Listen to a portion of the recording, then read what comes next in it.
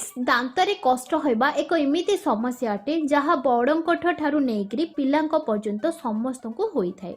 Friends दांतर ठीक जत्न नेला परे मध्य एही समस्या होई थाए। एहा नुआ दांत उठिबा कारणरू होई पारे, दांतरे पोक लागिबा कारणरू होई पारे, दांतरे संक्रमण बा फुला कारणरू होई पारे, दांत हलिबा भली बहुत गुडाय कारण जोगु मध्य आपनक दांतरे कष्ट होई थाए। एमितिरे आमे बहुत अधिक चिंताग्रस्त होई थांती एवं आमे मेडिकल जाई थांती। डॉक्टर आमको बहुत सारा मेडिसिन पेन किलर्स दे थांती, बहुत अधिक फीस नहीं थांती, आमको परामर्श दे थांती दांत उपाड़ी दियंतु एवं इथिरे बहुत सारा खर्च होई जाए। एही सबुरु बंचिबा पई दांत कष्टरू बंचिबा पई एक बहुत चमत्कारी उपचार आज मु आपनको कहिबी जहा आपनको 100% रिजल्ट देबो। आपनको दांत भी उपाड़ीबाकू पड़िबनी, आपनको पेन किलर्स खाइबाकू मध्य पड़िबनी। यह बहुत लाभदायक उपचार अटे। 5 ରୁ 6 दिन व्यवहार द्वारा आपण एक सुस्थ दांत पाई परिबे एवं आपणक दांत जनित समस्या मध्य दूर हो जिवो। तो चलतु आज रेमेडी को बनैबा स्टार्ट करिबा। किंतु ता पूर्व फ्रेंड्स जदि आपण आम चैनल नुआ आछंती, आम वीडियो को प्रथम थर देखुछंती ताहले तळे थिबा रेड कलर सब्सक्राइब बटन ता पाखरे थिबा बेल आइकन को क्लिक करिकि आम चैनल को सब्सक्राइब करि नियंतु, जहा पड़े मु जेबे भी किछि नुआ वीडियो अपलोड करिबी आपण मिस न करि देखि परिबे। ता सहित वीडियो को लाइक और शेयर करबा को जमारू भूलिबेनी। तो चलतु स्टार्ट करिबा आज वीडियो।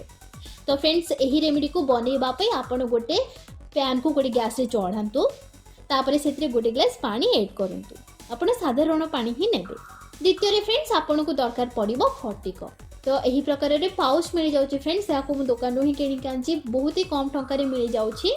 तो एही प्रकार रे आपण पाउच आनी पारिबे, नहले एमती गोटा गोटा मिली थाउची। सेही प्रकार रे आपण जेउ प्रकार रे आपणक पाखरे फटिक अछि आपण सेही प्रकार रे यूज करि परिबे।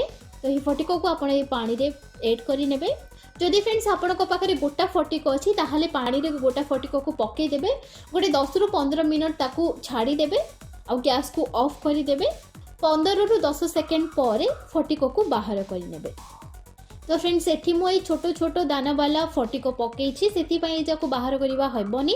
तो मु एबे गैस को ऑफ करि नउची और टिके ठंडा हैला पर्यंत याको मु छाड़ी नेउची। पूरा ठंडा हेबा को देबनी फ्रेंड्स, टिके ठंडा हेबा परे याको गोटे ग्लास रे पानी को ट्रांसफर करि नेबे। तो पानी रो रंग मध्ये चेंज हे जे फ्रेंड्स आपण देखि पारुथिबे। याको मु 25 ରୁ 30 सेकंड रे ही बनै देली, सेति पे आपण को अधिक समय भी लागिबनी ही पानी को बनैबा पई।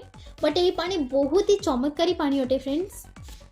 जदि आपण गोटा फटिक पकुचंती ताले ए फटिक को आपण बारंबार यूज करि परिबे बहुत दिन पर्यंत। फ्रेंड्स एही पानी को आपण दिन रे 2 थर व्यवहार करंतु। आपण ए पानी को मुह रे रखंतु 8 ରୁ 10 सेकंड पर्यंत एही पानी रे कुली करंतु। आपण ए समस्त पानी को अल्प अल्प ने कुली करिवे। आपण को 2 ରୁ 3 दिन भितरे फरक देखिबा को मिलिबो। जदि बहुत अधिक कष्ट अछि तेबे 4 ରୁ 5 दिन मध्ये ठीक हे जिवो। दिन रे 2 थर एहार प्रयोग करिवे, एहा परे पानी रे कुली करि नेबे। फ्रेंड्स ब्रश करेंगे सेमिति ही पाटी को छाड़ी देबे। यह मुहरे रहिबा द्वारा कौन सी क्षति पहुँची न थाए, सेति आपण बिना टेंशन रे यहा को एमती रखि परिबे। एहार व्यवहार द्वारा आपण देखिबे आपणक दांतर कष्ट पूरा कमी जिवो एवं आपणको दांत उपाड़ीबा को पड़िबो नाही। तो फ्रेंड्स यह थिला मोर आज वीडियो। जदि आपनको वीडियोटी टिके भी हेल्पफुल लागिथिबो, पसंद आसीथिबो, ताहले वीडियो को गोटे लाइक करबा सहित अन्य मानक सहित शेयर भी करि नेबे। आ एही बड़ी हेल्पफुल वीडियोज ऊपर देखिबा पई हम चैनल को सब्सक्राइब करि नेबे।